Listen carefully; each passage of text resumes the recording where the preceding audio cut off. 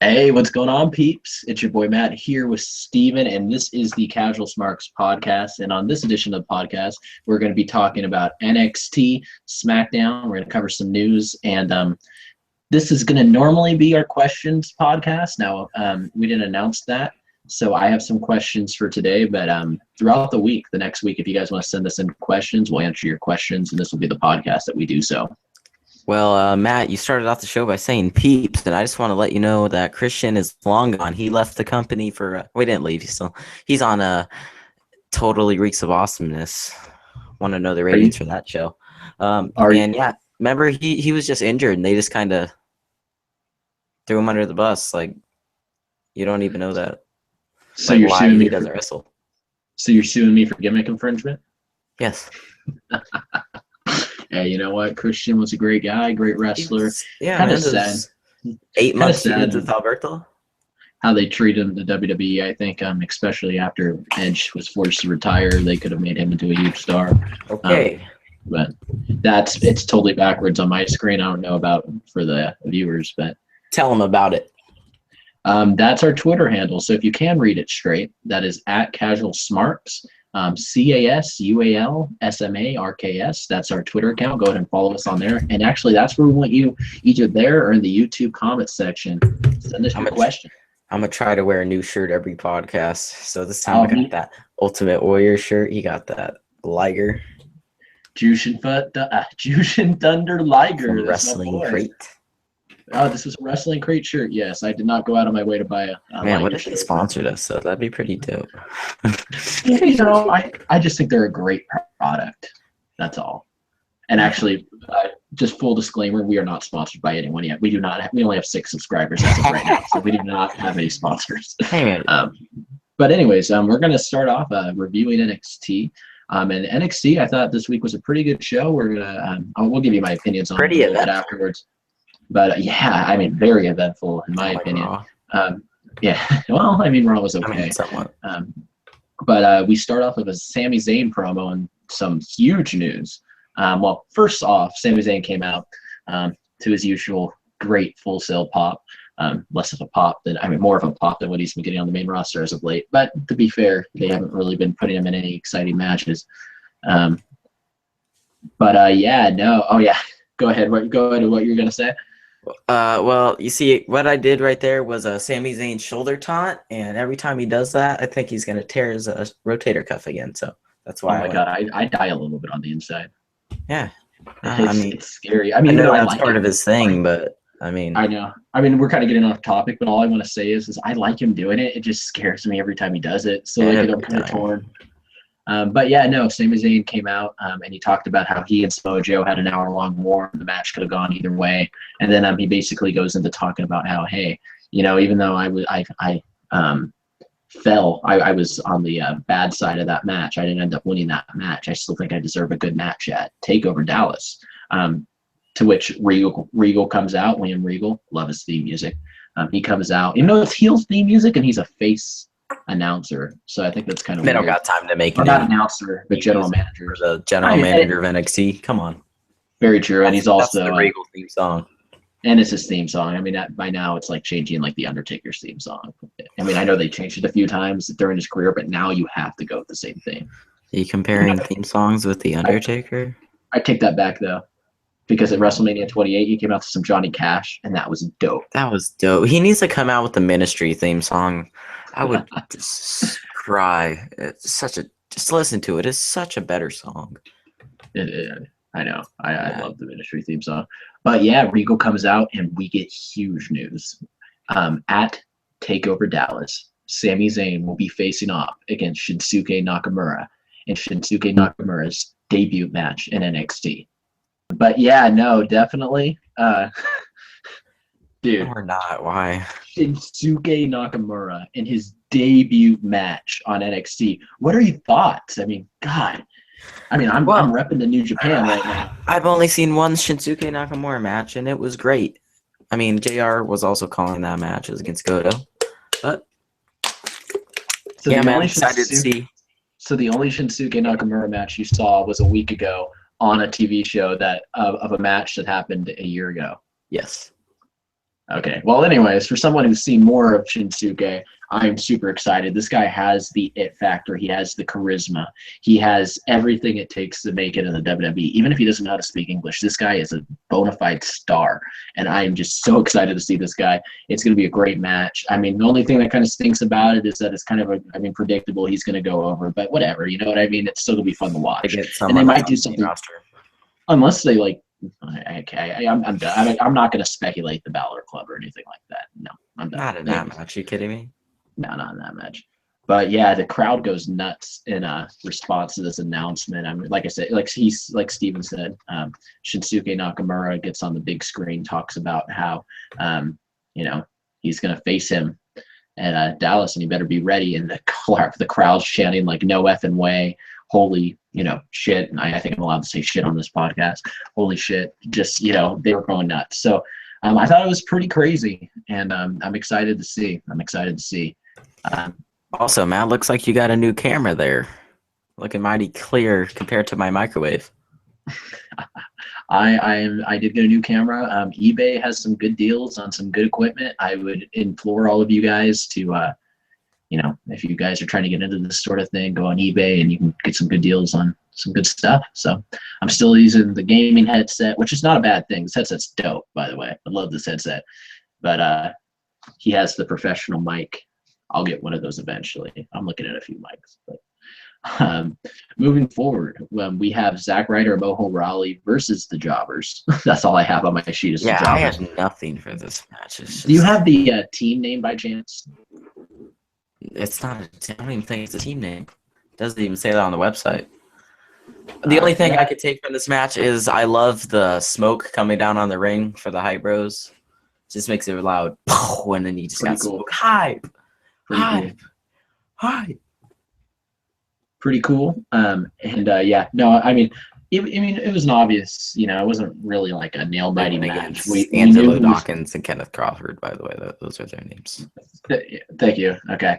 Thank you. I just have jobbers on my paper because we knew that's what they were going to do. They were going to job. But Hype Bros, to me, they're pretty over, at least at Full Sail. I mean, the crowd was getting into those, get hype chants and stuff like that. I mean, I was impressed with how over they've become. I mean, they're not going to be anything more than mid-card tag team. Yeah, NXT, you see, unfortunately, Zack Ryder is going to get called up to the main roster twice, and he's going to have to wait until Mojo gets called up. He's still on the main. He's on Superstars.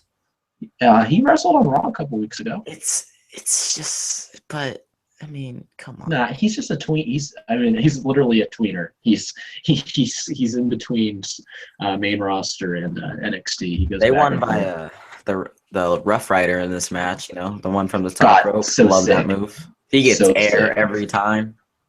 Yeah, that's the other thing I have down. That finish, that Rough Rider finish, is nice and clean. I love it. But anyways, we go from that match to a backstage segment with Emma, Dana, and Deonna Purrazzo. And all I gotta say is I'm happy to see Deonna Purrazzo in NXT. She's a great wrestler on the independent circuit, great women's talent. I think she's going to fit in really well with the women in NXT. I don't know if she's someone who will ever make it up to the main roster, just because of there's a certain kind of build and look they have, and age also they have in mind for people who go up to the main roster. Same thing with like Asuka. I don't think she'll ever go up to the main roster. I think they're down there to develop talent. But I think if she is signed to a deal with NXT, she's going to fit in well down there. But do you have any comments on that? I think it's kind of right? Dude, they're so gonna bring up Asuka to the main roster. What are you talking about, bro? Oh, definitely not. I don't think there's a single chance. Are you kidding me? No, she's one of the best female talents in the company. But she was. That doesn't mean you go. It means she's there to train. She's there to help get the younger people over. She's 35 years old. Bailey, so she's 35 years old.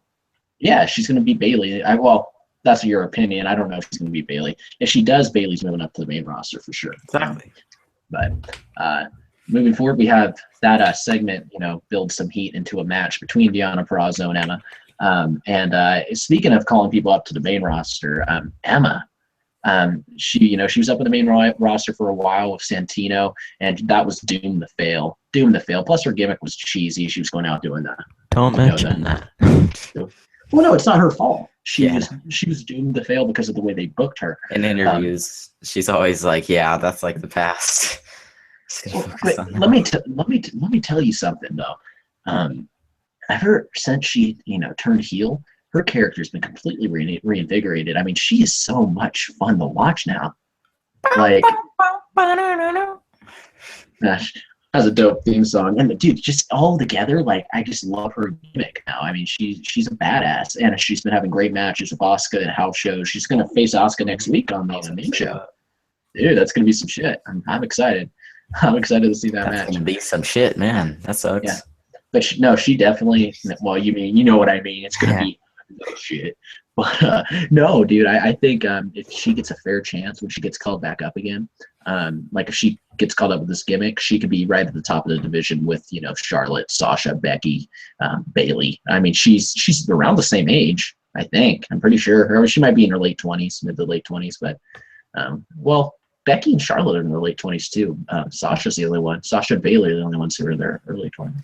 Well, regardless, I think Emma has it. I think she can get over on the main roster if they just let her do her thing. I'm gonna look up her age real quick. You mind if I move on while you see that? Emma is 25.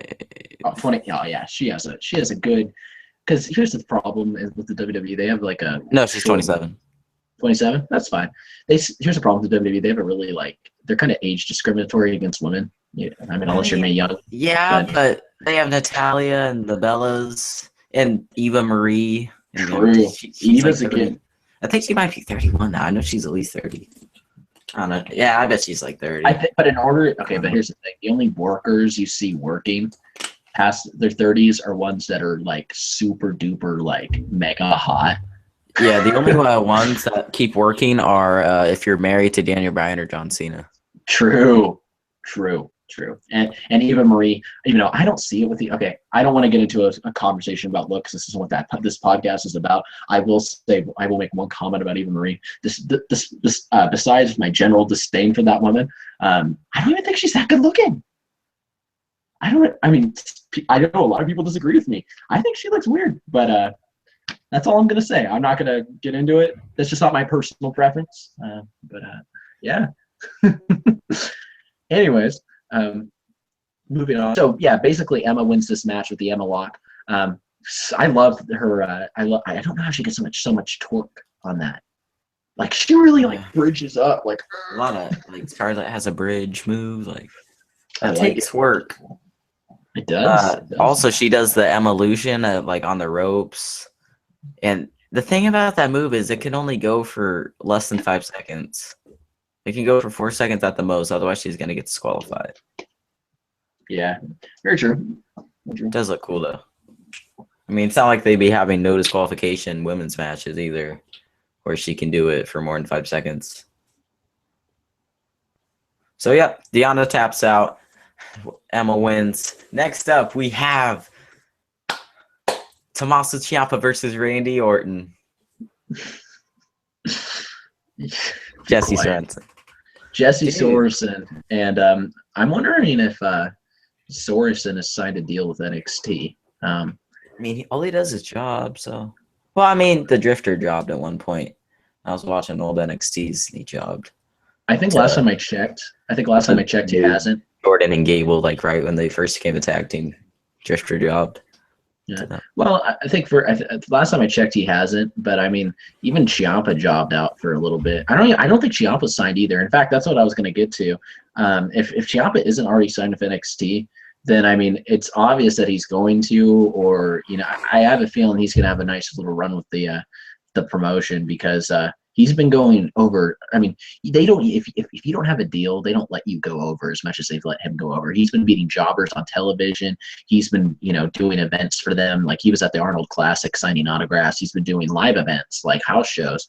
And I mean, for a guy who, still allowed, he just did a PWG show last weekend, and he's, wrestles and involved, frequently. I mean, for a guy who's still doing all of that, I mean, it's kind of crazy they've let him go over as much as he has in NXT.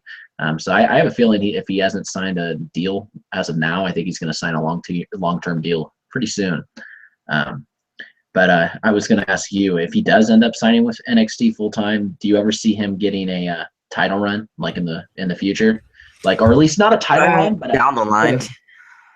Yeah, and not actually necessarily a title run, but like just at least maybe a title match. Yeah, I think Hogan's Baron Corbin. I feel like that'll be a good match. Yeah, I think so too. I like Ciampa. I think like he that match a lot though. Ciampa Baron Corbin for the title. Yeah, I am so high on Baron Corbin. In fact, we'll talk about him later in the show. When after SmackDown, I have a not a prediction, but I have a cool little idea for him. So Ciampa wins this match with another finishing move, a bridging armbar, and I thought it was pretty cool.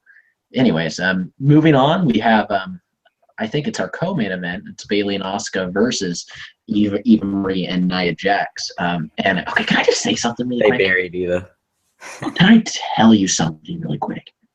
Nia Jax has the absolute worst theme song. Actually, I take that back. Second worst theme song in the entire WWE behind Brie Bella. It is horrible. It doesn't match her character. No. I'm not like most girls. I'm not your plastic little princess, or something like that. That's how it goes. I mean, well, I didn't know the lyrics, and you do. That's a little questionable. Oh, I know the lyrics of Brie Mode too. No, literally, no. The only lyrics you know is Brie Mode because you can't tell what they're saying. Yeah, that's it. Remember to follow us at Casual Smarks on Twitter. No, but yeah, God, it's terrible. I can't stand it. I don't know if you knew this, Steven, but Eva Marie is hated by the entire WWE universe. Actually, I think she's just hated by the entire universe. Really? You don't say. I mean, did you know that? I didn't know. She doesn't get "You Can't Wrestle" chants every single time she goes out there or anything like that. Oh no, not at all. I mean, I thought she was up there with the greats. She was designed to be on Total Divas originally, right? I mean, oh no, she was signed because of her great working ability. Yes, I agree. No, okay. I think we all agree that Eva Marie is hot garbage. But she is literally. I mean, honestly, she's the anti-Bayley. You have Bayley coming out. She's universally loved by everyone, men, women, children. You got Eva Marie hated by everyone. But yeah, no, I will give her credit though. I think she's been playing into her character pretty well lately. Like her heel character pretty well lately. She does just these little things, especially with Nia Jax. Like I remember a few weeks ago, I think it was actually a few months ago, where it was a few weeks ago, where she got a title shot against Bayley, and before that, Nia Jax was hurt, and Nia Jax. Oh wait, no, it wasn't that. Okay, you remember the Battle Royal where Carmella won to get her title shot? Well, Eva Marie was in that Battle Royal, and Nia Jax couldn't compete in the Battle Royal because she had hurt herself, and like Eva was behind Nia Jax, like yes, because I think that stuff's great. I'll give her credit where credit's due. I still think she's hot garbage. Yeah, no, I mean she has a long way to go in terms of in-ring ability. I think she should dye her hair blue. I think isn't the promo for Total Divas this week that she's going to dye her hair blonde, or she's thinking about dye her hair blonde, which she obviously didn't, because I've seen her on TV for the last 6 months. Yeah. You have any thoughts on Eva Marie that I haven't covered? Every time she's on my TV, I want to cry. I just don't even tune in. The only things I can hear are the "You Can't Wrestle" chants. It's like I'm not even watching the match. I can already see the angry comments below from all the Eva sympathizers. Like, you guys just on this podcast buried Eva Marie. She's worked hard. She's such a good worker. You guys are just mean. You got to give her a chance. Okay, she almost killed Carmella a couple months ago. Until I see some definite in-ring improvement, nah. But anyways, so that was it. What was the result of that match was basically Eva got the living crap beat out of her. Oh yeah, she got Nia Jax even leg dropped her. It was great. Yeah, Nia Jax had a leg drop on her, and then it was Bailey the Belly for the win, right? Bailey Belly to Eva Marie. I think Asuka threw her into the Bailey to Belly or something like that, and then they won. And then Regal comes out again. Heard that awesome theme music twice in the same episode, and he comes out and announces Asuka versus Bailey at Takeover Dallas. So we have that as well. And everybody's like, yes, yes, yes. Excited.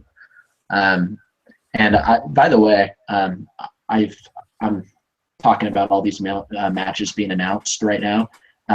If you're listening to the podcast and you're thinking of tuning out, stay tuned because I do actually have kind of a question, kind of an opinion on all these matches being announced and the fact that they were announced honestly like actually a couple months ago because the tapings are taped so far in advance. But we're going to get into that in a little bit. I mean, just in general, how excited are you for this match? Because I am super excited. I have high expectations for this match. I really think they'll deliver in the ring. Just all out, great match. I just can't wait for it. Question. Potential show stealer, you think? I mean, let's face it, American Alpha is going to put on a show. And then you got Balor versus Joe too, and there's so many things that can go into that. And what's interesting Austin about Aries, Baron Corbin, like I thought this card, like I was thinking, we heard about it 2 months ago. Well, kind of. It's like, it'll be whatever. But now I'm like, oh my gosh, this card is amazing. Oh, and then you have Sami Zayn versus Nakamura. Dude, I'm telling you right now, this card is stacked from beginning to end. And I mean, to me, I'm more excited for this than I am for WrestleMania. But then again, that is coming from someone who is a total wrestling nerd. And I'm sure, there's people out there who, especially more like the kids and whatnot, I'm sure they're more excited for WrestleMania. But for me, I am stoked for this event because there's so much that can happen. Do you think this will be better than NXT Takeover Brooklyn? I think it has the potential to be.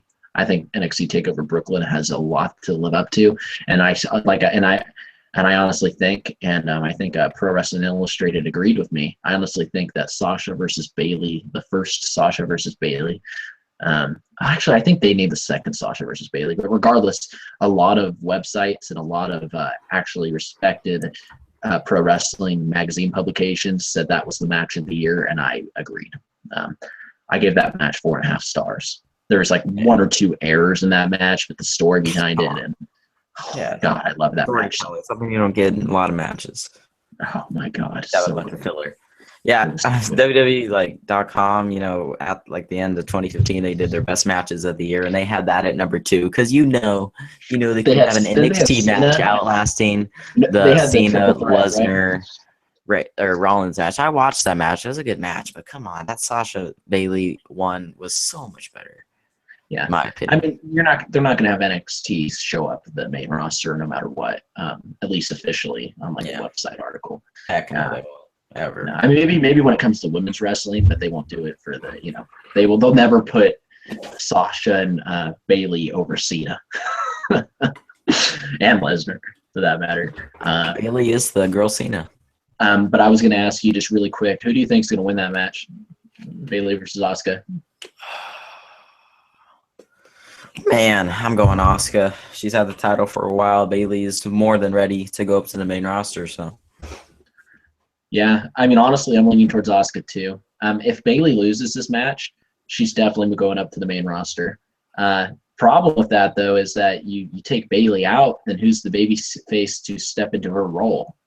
At the top of that Divas division. I mean, who's ready to move up into her spot, which is a very, very, very big shoes to fill, It's hard. It's hard. I mean, I guess Asuka could stay babyface, and she would be the babyface champion, and you could have... she definitely will. And she could play a really good heel, too, because of her little psycho gimmick. But, I mean, you could have her stay... Psycho face. Yeah. Yeah, you could have her stay face. I mean, you can also have Asuka go heel. I guess you could maybe try to thrust Carmella into that role, but I don't see it. And actually no, Carmella's going up to the main roster too with Enzo and Cass. Actually, I take that back. That's not going to happen. Wrestle though. No, I mean she'll probably wrestle a little bit, but she's not going to be like a main wrestler. I was trying to think. You keep Asuka face, and you can maybe have Alexa Bliss, Nia Jax, still even Marie. I feel like even Marie's going to get the title eventually. As much as we hate it, she's going to get it because I mean the heat's there, and I mean whatever babyface beats her for the title is going to get super mega over. So I mean, there's that. But yeah, it's going to be an interesting match. That's one of those matches that it's not so predictable. You know what I mean? Like, it's going to be fun to see how that works out. I mean, there's a lot of matches on this card. The only match on this card that's really predictable is the Sami Zayn Nakamura match, which is just going to be fun to watch because it's Sami Zayn and fucking Nakamura. Yeah. But, yeah, no, moving forward, we have an Austin Aries interview. Austin Aries basically talks about how you shouldn't be sorry for him. You should be sorry for Baron Corbin. Was this backstage? This was backstage, which is pretty cool. Says, don't be sorry for me, be sorry for Baron Corbin. Also talks about how Baron is insecure and how, unlike Corbin, he's not there because he has a stereotypical look that the WWE looks for. He's not 6'6". He's 5'9", and he's there because he has skill. He states that at TakeOver Dallas, he's going to teach Corbin a lesson. And that was pretty much the promo. What do you think of this match for TakeOver Dallas? I have high expectations for it too, just because I have high expectations for everything on this card, honestly. Baron Corbin is just on a roll lately, improved drastically, and Austin Aries coming over from TNA, another great talent there. Yeah, so. Dude, to me, on the con side, I think this is the second most predictable match on the card, but I still think it's, even at that, it's not that. I mean, it could still have him lose, no way. It could still go either way. I think Aries is going over. I give him the slight edge, but still at the same time, Corbin definitely could win this match, and that would be a huge win for him. I do. Well, it'll go with the whole "don't mess with me" Regal thing. So it'll go with his gimmick. His gimmick right now is, hey, you guys are all, screw you indie guys. I was in the NFL. I'm athletically gifted and skilled. You guys are all a very successful career. I have a very successful career. All you guys have been doing is wrestling in gyms in front of 12 people your entire career. Who the hell are you guys? It would go well if he beats Austin Aries, it gives him a lot of credibility. And Aries honestly doesn't really need the win. I mean, he can get a win over someone else. I think it's going to be a fun match to watch, especially because of the size difference and the things that Aries can do with Corbin. I think would be cool. And then we got anyways. Moving forward, we got our main event, which is between American Alpha and the Vaudevillains. Okay, dude, I got a question before we get into the match. What did you think of, or what do you think of how ripped Gable's been looking lately? Dude, I think Scott Steiner's slipping him some juice. Steiner inspired gear, Yeah. Yeah. Oh, dude, Gable's ripped. Love his gimmick. I mean, you had in this match, you had Jason Jordan take off the straps, looking extra Kurt Angle there. So, dude, Gable and Jordan are awesome. I mean, God, I just see such a high ceiling for these two. I see them getting over getting super over on the main roster. Like, they just have the charisma, they have the talent and ring workability. It's great. Love those guys. Now, a question about the opposing teams. Has the Vaudevillains gimmick really changed? No, you don't even know if they're heels or faces. They're supposed to be heels. They act the same way, to be honest. Like, I'm a huge fan of the Vaudevillains. I rewatched NXT Takeover Brooklyn. I mean, it was to see the Sasha Bailey match. But I watched that match, too, and the Vaudevillains won. And the crowd loved them. They were going crazy. And now nobody really cares. I mean, now they don't care. But they're just heels, and they don't really do anything. Yeah, you see, my problem is like, the announcers keep saying how they have a new attitude. They did those vignettes backstage where they were acting kind of heelish, but then they come out to the same thing. They come out doing the same gestures. What's what's been in the video package? Just have the music drop and then. I mean, they're a tag team whose gimmick is, I mean, a little bit. It's a good gimmick, like gimmicky gimmick, and it would have been really good like 20, 30 years ago. But I mean, if they get called up to the main roster, they're gonna get eaten alive, like the Ascension. You know what I mean? It's kind of one of those gimmicks that's too cheesy to succeed on the main roster. I like them a lot, though. They're good workers. I mean, I hope they find something out. Maybe a heel turn's what they need, but if they're gonna have a heel turn, then show that they're heels. I didn't see anything in this match that made them out to be heels. They might have wrestled a little bit more aggressively, but hardly, and not enough for an average person to notice. But yeah, no. I will say Gable and Jordan's in-ring work in this match was great. Dude, I wrote one thing down, and it was that finisher rolling German suplex. Oh my god, so sexy. Quick. So the definition of awesome. German suplex, rolled over and did another one. It was just crazy. Great. And he got the pin off that, by the way. Jason Jordan, #1 contenders for your NXT Tag Team Champions. Hold on to your hats. That's all I got to say. We don't even have to talk too much about this match. I think we all know who's going to win that one.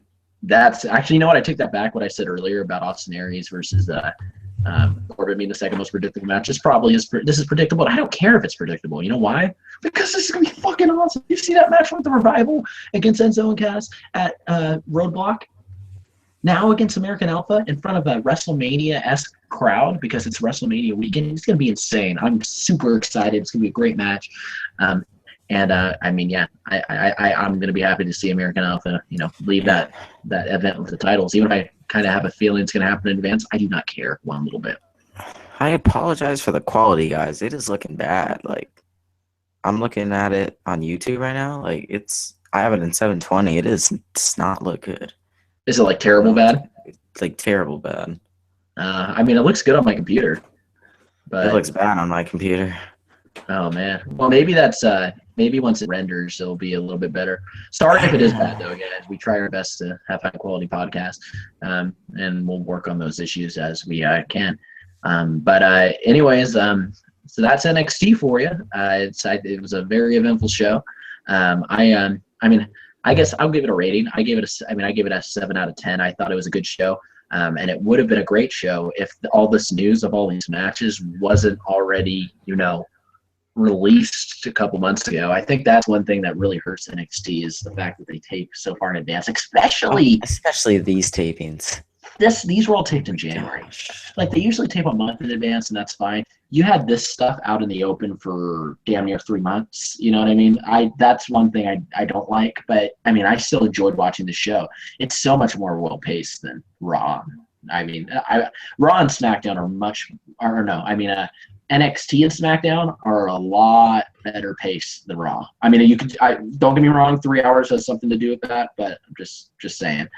Yeah, no.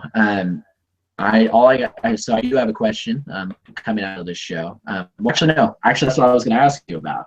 Was do you think the NXT taking the show so far in advance does lessen the viewer experience?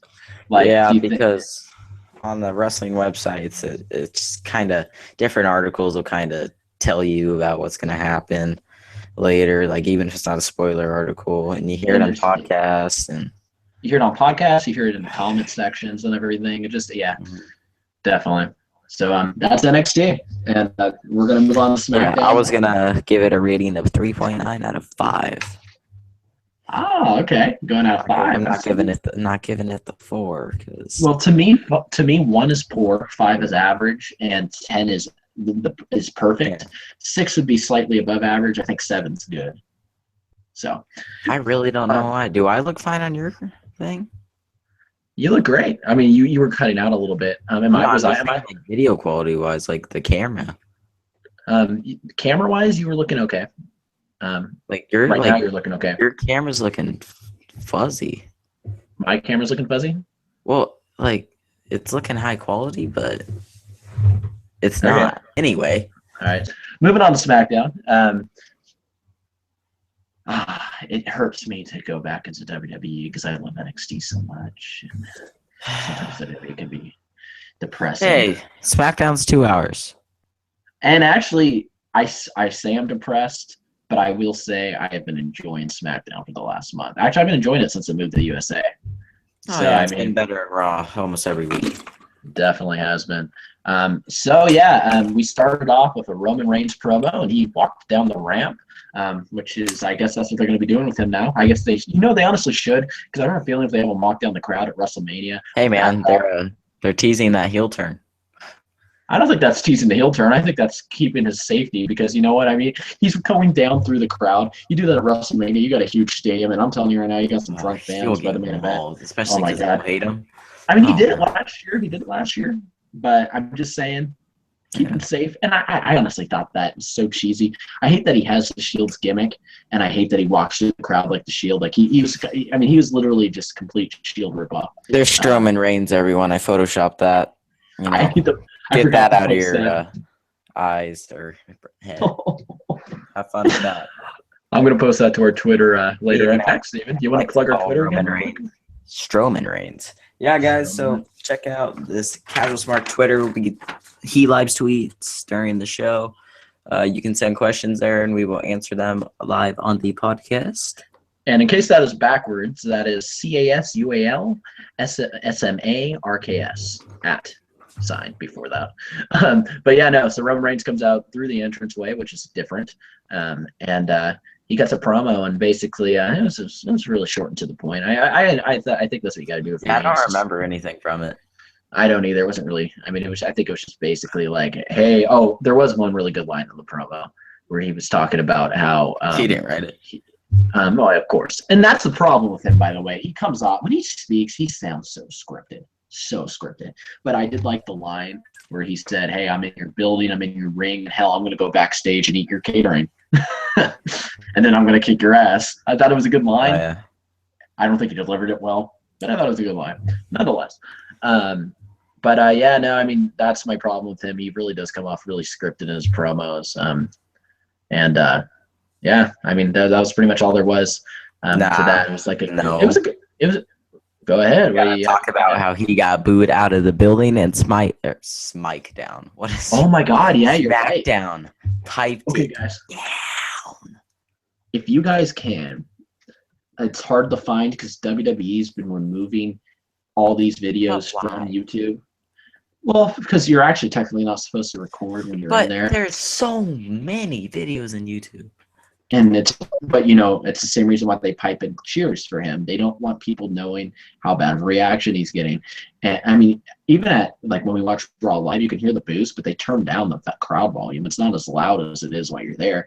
I remember going to an event and he was getting booed out of the building. I went home and watched it on TV, and it didn't seem like he was getting booed nearly as bad. Yeah, it is backwards when I put it up.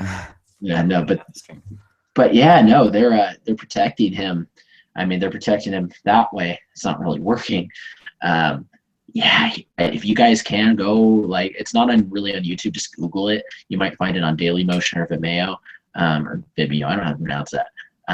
But you might find it on there. He got booed out of the building on SmackDown. Bad. It wasn't even like 60-40, 70. It was like 90-10. You couldn't even hear kids. You couldn't even hear kids. It was that bad. Yeah, I mean, unless they really shake something up at Mania, I do not see that changing one bit.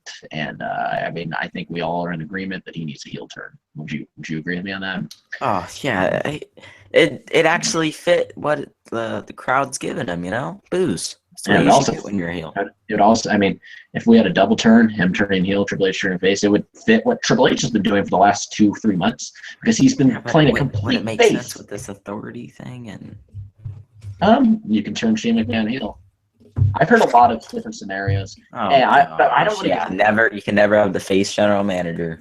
That'll be a conversation we have more on our Raw podcast. So we actually have somewhat of a conversation about that on our Raw podcast this week. And we'll also talk about that getting into WrestleMania. We're going to stay focused on SmackDown right now. So after the Roman Reigns promo, we have an AJ Styles promo. So we start off the show with 2 promos. And it's a backstage promo of AJ Styles and Renee Young. I'm going to say one thing before I get into what he said. I have you noticed his accent is not nearly as strong as it was. Yeah, that's all.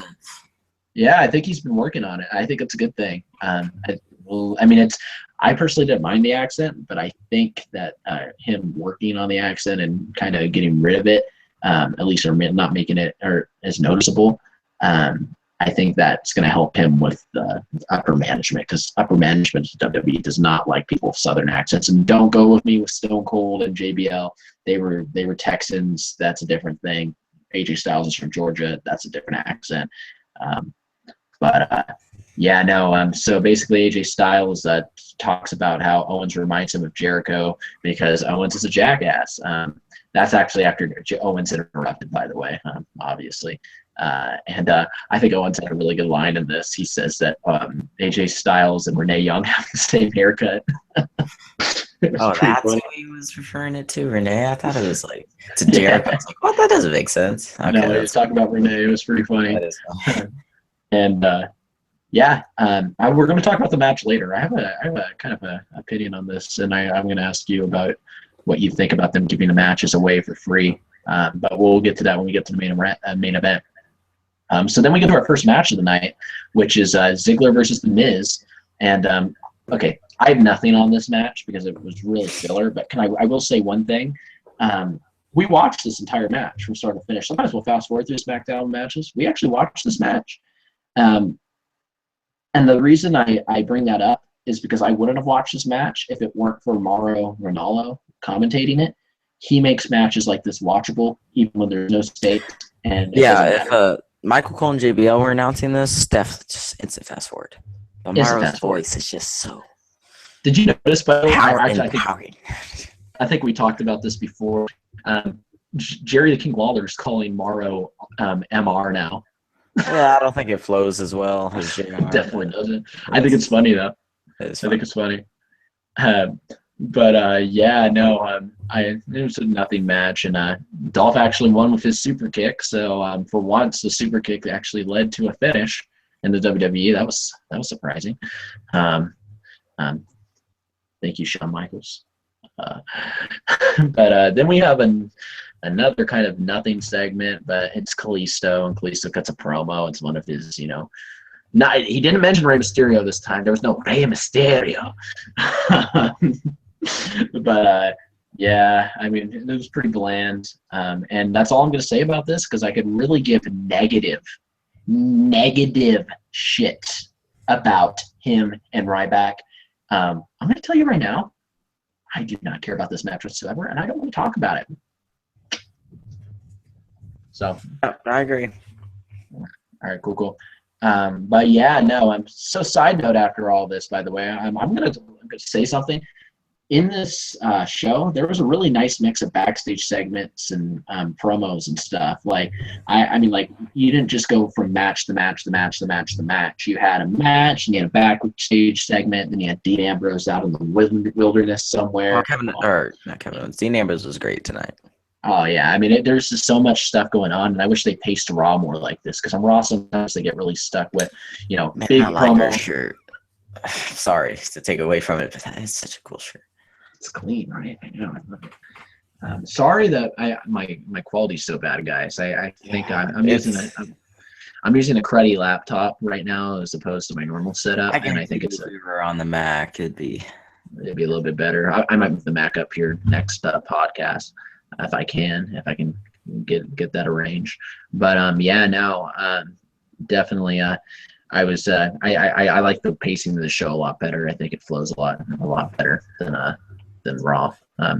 And I wish they did that on Raw more, where you had. When was the last time? Okay, actually, that's actually what we're leading into. You have Dean Ambrose. I'm just going to kind of mix all the Dean Ambrose segments into one, because I mean, it was, he cut a promo and first overseeing the skyline of Cincinnati. Then next, he was at a Cincinnati bar. His hometown. Huh? Yeah. What'd you say? His hometown.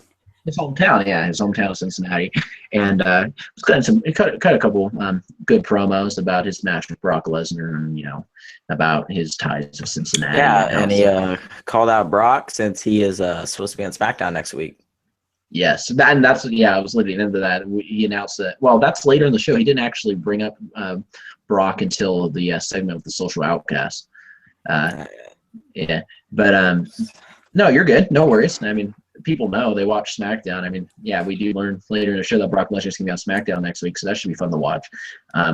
But yeah, no, he shows up in a couple different places. I mean, my main point in bringing this up though, or like, you know, just kind of, when was the last time we seen anyone in the WWE outside of the arena? Besides for the Golden Truth segments, which do not count. Yeah, it's really been a while. I can't remember a time when someone was out of the arena. Maybe, to be honest, I think of either The Rock or John Cena during their like first WrestleMania match. That's how far back I can remember anything like that happening. You know what's crazy is I didn't even think of that. You know what I thought of? Literally, no. Did he was outside the arena at all? I don't even know. Oh, you probably thought of Stone Cold in the lake thing. Yeah. The river. Yeah. Oh God, yes. When he throws the title into I think it was The Rock, right? I was a baby. I don't know. I got to rewatch that. There's a couple times where people got thrown off a bridge into a lake or something. Yeah, like that. And the Attitude Era's are on the WWE Network. So. Yeah, can't believe I'm botching this right now. It's late, guys. Sorry about that. But yeah, Teen Pacific. Very true. But yeah, no. So that was pretty cool. His promos, Ambrose's promos, I mean, to me, are 1,000 times more authentic than Roman Reigns' promos. Like, even if they're scripted, like the way he delivers them, that doesn't seem scripted. I mean, he comes off as authentic to his character. Yeah, he should be pushed. That's all I'm gonna say. Yeah, he should have beat Triple H. Yeah, I mean, he should have been. I don't think he should have won at Roadblock per se. I think he should have. He should be moving on to WrestleMania. He has been in so many title matches and just has come up short every time. Yeah, that's been not. I don't like that, but I mean, hopefully he gets booked pretty strong in this Lesnar match. And he gets cheered hard. The top face. I mean, the top. Yeah, his pops. He gets the best babyface pop out of all the non-icon stars. You know, and you want Roman to be your top face, and he's getting booed. So why are you still pushing him to your top face? Well, because he's 6'3", 280 pounds, and he's Samoan, and he has great looks. Also, he used to play in the NFL. Yeah, he has the look. That's all that matters. JK. Also, The Rock is his blood cousin, or blood brother, whatever that. I don't know. They aren't related. Yeah. That's all I'm going to say. Whoever tells you that they're related, they are not related. All right, moving forward. Then we get a Bubba Ray Dudley versus Goldust match, which had no stakes to it, but I do have a couple notes for this match. I think Bubba's trash talk was pretty good, and it was bordering on uncomfortable. I mean, he brought up Dusty Rhodes. He was like, what did he say? God, he was like, just like your dad, doing the Dusty punches. And he also was calling Goldust a freak, which the only reason I say that made me uncomfortable was because it kind of took me back to the days where they bashed on Goldust for being gay. But yeah, that's so I kind of got a little bit. I was kind of uncomfortable, but that's not a bad thing. Can I tell you that, guys? I want to be uncomfortable. I want heels to make me uncomfortable. That is why they are heels. Like, we're too politically correct nowadays. Like, stop. If you're a heel, you should be allowed to say homophobic things because you are a bad guy. You can say racist things because you are a bad guy. You were not supposed to look up to you. Will it stay PG, though? Huh? I mean, I'm not saying go out every week and, start quoting the Grand Wizard of the KKK. I'm just saying, every once in a while, an offhanded comment about things. Like, they make fun of people for being fat and shit all the time. You know what I mean? Like, they're heels. Whatever. I mean, they did do that partner stuff with Goldust and R-Truth. Yeah, exactly. Which, with this match, I knew R-Truth was going to come out. R-Truth popped a bottle all over a lady, and that looked like something that was not appropriate to speak about in podcast. Oh my God. So bad. I might post that after this too to our Twitter account, Casual Smarks at Twitter. But yeah, no. So Bubba wins. There's a post-match beatdown, and R-Truth tries to make a save. He doesn't make the save. He gets beat up too. So the Usos come out and they get the save and a second. Yeah. Oh, also another thing to note: the Dudleys got out a table, and the announced table, or who is it? Is Byron on SmackDown, or is it just MR? No, it's Byron too. Okay, yeah, Byron said they're hypocrites because I knew JR and Ronaldo wouldn't say that, so it was obviously Jerry the King Lawler. I'm sorry. It's late. It's late. Yeah, I agree.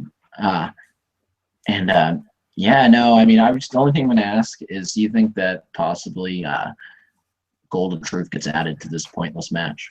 Maybe them and the Dragons. Definitely a possibility. I say this every podcast. Just stop with I mean, they didn't do a vignette this week, but just make them a tag team already. Yeah. It's only been 3 months. Yeah, no, I definitely agree. Those vignettes are getting a little bit drawn out. There wasn't one on SmackDown this week, I'll give you that. There's a segment, but there wasn't an actual vignette, so I'll give them that. We finally saw that change. But next we get my personal favorite segment of the night. We have Charlotte, Becky, and Sasha Banks in the ring. Charlotte calls them out and talks a little bit about how she's known them, kind of like building off of her promo from Raw, how she's known them for a few years and for a long time. She said almost her entire adult life, which is not true. She's only known them for like 2 or 3 years. But she talks about how they always wind up, face to face, whether they're friends or enemies, they're always together in what they do. So she ends up apologizing. At least you think she's apologizing until she apologizes instead for ever using her dad's Horseman stable name to describe her and her buddies. She don't mean that. Dude, I was feeling it. I had the feels. I was like, oh. I thought, honestly, she was great in this. Can I say she was great? She's been great as a heel. You can say what you want about her face run. She's been great as a heel, and I actually thought she was about to apologize to Sasha and Becky for a second. Like, she had me believing in what she was saying. She had some questionable matches. She's had some questionable matches a bit, but those were like against Brie Bella? Like who she had to work against. Yeah. I mean, her match against Becky was great. She's been great. I think she's been good. With Natalia, it was great too. Oh, it's almost. Some people have argued it's the best match on the card. Other people would argue it's the Triple H Ambrose match. I'd probably go with that. I took that tag team match. It was definitely a tag team match. I just don't put 2 and 2 together because I think NXT and WWE is almost separate. You know what I mean? So even though that match was on the card, I don't think of it as a match on that card because it was an NXT match. I put NXT above WWE. So yeah, Charlotte apologizes to her dad for about the horsewoman incident, or about her comparing the horsewoman to her dad's stable, the 4 Horsemen. Like I said, great healing by Charlotte in this segment. You can say what you want about Sasha because I was about to say the same thing. Oh man, she acknowledged that she hasn't lost a match since getting called up, which has just been not spoken of ever since she's debuted. The only time she's lost was in a tag team match, and she's never gotten pinned. Like, if they lost, it would have been like Naomi or Tamina eating the pin, but that was when Team Bad was a thing. I mean, the double pin thing, that's not a real loss either. They've never cleanly lost. They finally acknowledged it, and they saved it for SmackDown. I know they should have mentioned it on Raw. I'm surprised the announcers haven't been mentioning it lately, but yeah, no. I mean, I was happy she mentioned that too. This is a great segment all in all. From all three. Yeah. Becky had a really good part in that too. Great segment about kicking some loss. But yeah, no, it was a great segment. And to me, this is the match that it's not the most that it is the match that if I'm not looking forward to the most, it's up there. You know what I mean? It's 2 or 3. Like, it's one of the matches I'm super excited for. Another thing, it was St. Patrick's Day on Thursday, which is yesterday, which was SmackDown, and they had 2 Irish people. You got Sheamus and you got Becky Lynch. They didn't do anything with that. It was actually St. Patrick's Day's lame. Yeah, but I mean that's like their whole thing. Yeah, whatever. I know it's kind of weird. It's lame. They usually take advantage of that. So, well, no, I mean, you forgot that Dean Ambrose was at an Irish pub. I guess, but he ain't Irish. I mean, Yeah, he looks Irish. he ain't Sheamus Irish. You mean he's not from Ireland? Yeah. Anyways, so great segment. Moving on, you have the New Day. They came out, kind of cut the same promo they cut on Monday. They accepted the League of Nations challenge that the League of Nations issued on Monday, and they had a trash piece, like a bag of trash for every member of the League of Nations, and they called them booty as they kicked 4 things of trash out of the ring. Yeah, no, I almost even like, dude. I don't know. The New Day sticks. Quality's bad. Yeah, no. I mean, I like the New Day. I don't know, but this segment didn't do much for me. Yeah, it looks like we're getting a 4-on-3 handicap match at WrestleMania. Who do you win in that match? Oh, I think the New Day's going to win. I don't think you have the League of Nations go over. That's dumb. Who wants to see that? League of Nations, and you got the face Enzo and Cass coming up. Absolutely not. I mean, I know. I don't want to see it either. I'm just saying, since New Day's kind of face now. No, it's not going to happen because no one wants to see them. The League of Nations suck. The New Day can easily go back to the heels or something. So much potential. No, fuck the League of Nations. They all need to break up. They all be better single stars. The only thing I like about them is their little. No, screw them. They suck.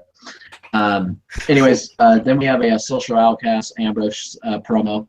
And where the Social Outcast, they announced that they're going to be the first participants in the Andre the Giant Memorial Battle Royal. So that's news. That's pretty cool. Not that anyone cares. Quick question about that, by the way. I just want to hear your opinion. Do you think that the Andre the Giant, who do you think is going to win that? Who's going to win that Battle Royal? Well, I got 2 different answers for this one. So my want is Mark Henry because he's on his way out, and it'd just be a great way for him to leave the company. But on the other hand, for who I think is going to win, it's probably going to be Strowman, because I don't know if Strowman has anything. Could be Strowman. I have 3 as well, or I have 3. You have 2. I think. Or Cesaro, but he already won. Cesaro is not going to be back. Definitely not going to be back. I'm so stupid. Yeah, he's in. I just saw his name earlier. It's because he's going to be on the UK tour. Yeah, no. I think he's going to be on it just to speak. But yeah, no. I was thinking Henry as well because this might be his swan song, which would be cool. I was thinking Henry, possibly if Wyatt can be back in time for WrestleMania, you can have Bray win that. I mean, it will make him look strong. They're planning big things for him in 2016. Injured, bro. I know. I just said, if you didn't hear what I said. Yeah, I heard. I'm just saying. He's injured, but they said he might be back. I mean, he might be ready for WrestleMania. He's not going to be out long term. They said it's a serious back injury, but then they also said that it wasn't going to be a long term injury. So whatever that means. And then my wild card, and you're going to like the wild card. Oscar? Oh, no. Baron Corbin. You have an NXT guy call up, and you have him win it. I think they're going to give him his own special little entrance instead of they just cut to everybody in the ring and then they give it. Maybe they have another tournament on NXT like they did with Hideo Itami last year. You never know. All right. Yeah, those are my 3 predictions per se. I think it's going to be Henry, honestly. But, yeah, no. So you have that, and then you have Ambrose come out for the best part. One of the best parts of the night. He comes out and just beats the shit out of everyone with a kendo stick. He absolutely kills him with the kendo stick. Kills him. It's great. Great television. If you guys didn't watch it, you should watch it. SmackDown's actually really worth watching, and that's one of the reasons why. That's, in my opinion, what Ambrose needs to be doing. He needs to be coming out and kicking the living hell out of people. Like, this is a guy we can get behind. Yes. I mean, basically, arrive, raise hell, repeat. Ready, willing, Gable. Oh, man. I love Gable. No, but yeah, no. And then, like what you said earlier, just to reiterate, basically what Ambrose came out there to say was, hey, Lesnar's going to be on SmackDown next week, and you better be ready for a fight because I am not going to back down, or you're not going to let him back down again. So, yeah, this leads us to the main event. Hooray! We have the main event between Kevin Owens and AJ Styles. I I thought it was a great match for the time that they were allotted. There was an awesome spot in the match where AJ Styles had a Kevin Owens in a torture rack and turned it into a torture rack bomb, which was pretty cool. The match ended basically with Jericho causing a distraction, leading to Kevin Owens to hit a pop-up powerbomb for the 1, 2, 3. 1, 2, 3. Kevin Owens wins. Jericho comes in, beats the crap out of Styles. It's a code breaker, and then ends the show. And I'm going to let Steven do this impression of Jericho. Say it. Wait, which one? Which one? Okay, you just botched that. I'm going to do it, even though my quality's terrible right now. Welcome to Raw. No. Jericho. I said what he did at the end of the show, and this is what he did at the end of the show.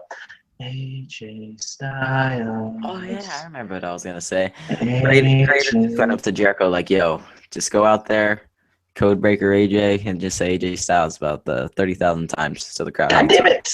Either you do it or I do it. I just want to do it. AJ Styles. Yeah, he did it like that song to it, too. No, keep doing it. AJ Styles. Yeah. AJ Styles. AJ Styles. You can tell this has been a long podcast. Man. So that was SmackDown. And I thought it was a good show. Yeah. Well, you were going to ask me this, but you didn't. So how do you feel about this being on SmackDown? Oh, I that's actually where I was getting to next. I just was saying that was SmackDown. Okay. So, guys, now we're going to get into questions that I have prepared for us. And then, like I said, if you guys want to prepare questions for us, you definitely can. You just go ahead and send them to @CasualSmarks on Twitter and or comment in the comment section. And while you're not chastising me for my video camera quality, you can also ask me some awesome questions about the show and about what you want to see next week on this show. And I will have I will have a better camera by then. Or I have a good camera. This camera's great now. It's just the laptop. Yeah. But yeah. Anyways, first question was going to say, do you think that we'll get AJ Owens sometime down the road? If you do, did this match on SmackDown take away from the luster of them meeting in the future, like at SummerSlam, for example? No. No, because it was on SmackDown.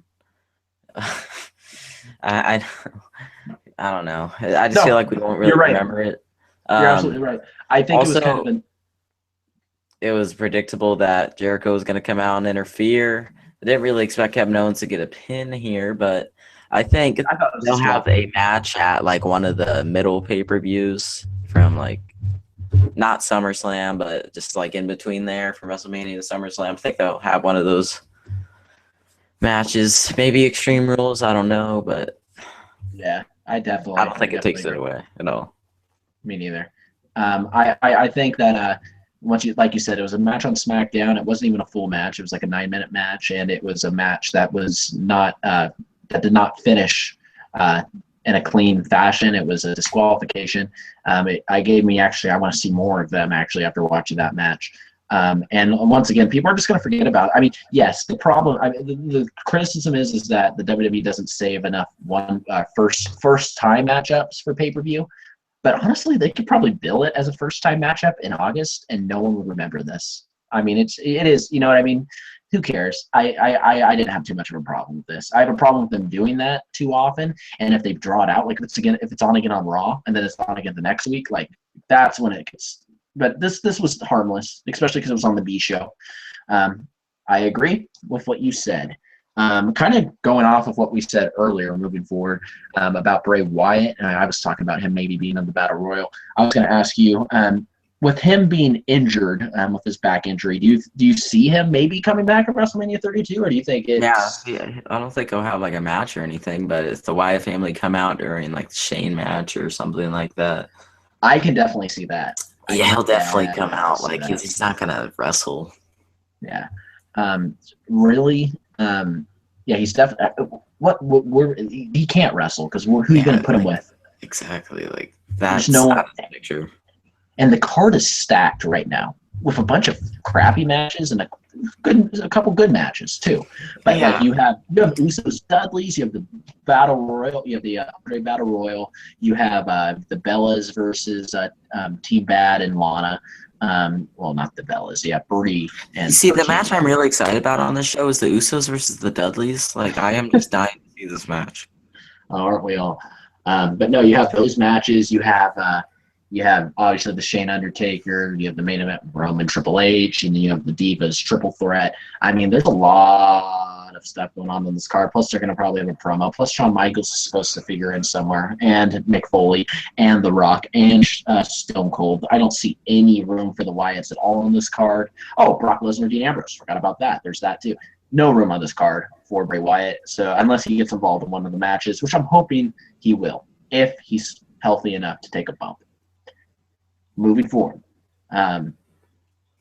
going into some I'm going to get into some news really quick. You don't even really have to give your opinion on this. I just wanted to mention that Sting's retirement was announced on TMZ this week. The WWE hasn't officially announced it yet, and I'm assuming they're probably going to save that for his Hall of Fame speech. I think they leaked it to TMZ, so that was in the news, and we wish our best to the icon Sting. I wish they could have treated him a little bit better in the WWE, but no. But he only had 2 matches. Oh, I think he got Raw. No, he had like a tag team match against Big Show and something, and they won that tag team match. It doesn't count though. But yeah, no. So our best wishes to Sting and his future endeavors. Now moving forward on to the next biggest news article of the week. You have Hulk Hogan. He won his lawsuit over Gawker today. I got nothing on this. He was awarded $150 million in the settlement, or not the settlement, in the verdict. The jury found Gawker liable for defamation and assassination of character. And I'm not going to give my opinion either way, which side I think was right. I do think $150 million is a little bit excessive. However, he's not going to see all that money. It's the same thing with the whole Aaron Andrews thing. It's kind of a figure that's he's not actually going to see. I mean, a lot of that money goes to other places, and also I don't know if Gawker even. I don't know. He's not going to see all that, but he's going to get a decent sum. But here's the thing: that case is going to, definitely go to appeal. Because there's a lot of evidence in the initial trial that was withheld. And for example, there was so much, there was testimony withheld, and they didn't let certain witnesses take the stand and stuff like that. So it's going to go to appeals, and Gawker is going to have a much better chance at winning in the appeals process than they did in the initial trial. But I'm not taking a side. I think this whole sex tape thing is the fact that it was posted was wrong. But I also believe in the First Amendment. So there's a lot of different views I have on this that I'm just not going to get into on here because this isn't a political or I'm not trying to stir up too much controversy. Now we are moving on to our final question, and we will be off in a minute. But before we leave, Steven. So a couple of weeks ago, The Rock was talking about, hey, I'm going to do something huge at WrestleMania. He even took up a half an hour of Raw talking about how big WrestleMania was going to be and pissing off everybody by, pointing out the fans that they moved away from the hard cameras. He was acting like he was going to do something pretty big. I haven't heard a lot about that lately. And what do you think he's going to do? The way you said it, I honestly think he might do something big. No, can I be honest with you? I don't, because he hasn't really mentioned anything big since. Surprise, man. The only thing I can think is him being in Roman's corner, but God, that would be so bad. That'd be awful. Did they not learn their lesson? Yeah, for the Royal Rumble, this fool got booed. They tried to get him to cheer him. We can't insult them. They haven't announced that yet. But if they do that, they deserve to be chastised. I see. I think we talked something. It wasn't specifically about The Rock, but I do believe in the past I said I could see him, Shawn Michaels, Stone Cold, and even Foley coming out and doing something at the like they did a couple years ago. I think it was at WrestleMania 30 with Stone Cold and Hulk Hogan. Maybe that. Possibly he's a special referee for the. This was a good one. I was listening to a podcast earlier today, and they were talking about how possibly Rock might be announced to be the special referee of the Shane Undertaker match, and The Rock will, he'll end up costing Undertaker the match. Like he'll rock bottom Undertaker and, count for Shane because, Rock wants to stick it to the Authority. And that can always set up Rock, Triple H at the next Mania because they were planning on doing that at this Mania or something like that. But that's an interesting theory for that match as well. So I can see that. I could see him doing that. I honestly think I'm scared they're going to do the Reigns thing. Yeah, didn't you have a big thing for Baron Corbin as well? I heard he said that. I think he might win the Andre the Giant Battle Royal. Oh yeah, never mind. Yeah, it's late. You're good. And actually, on that note, I think we are going to end this. Thank you so much for watching this, guys. Sorry about my Ryback. You mean a Ryback mocking CM Punk? No, thank you so much for watching this, guys. Sorry for the video quality. We're going to work on that next week. It should be up. We do have another podcast coming up on Tuesday. It's going to be a podcast that's strictly Raw review. And honestly, I think we might split up NXT and Smackdown next week just to keep this podcast a little bit shorter. I don't know. We're figuring it out, but you can definitely expect us to be back next Friday with another week in review. My name is Matt. I'm here with Steven, and thank you for watching. Go ahead and follow us on Twitter at the Casual Smarks, and we will see you next time. Peace. Peace.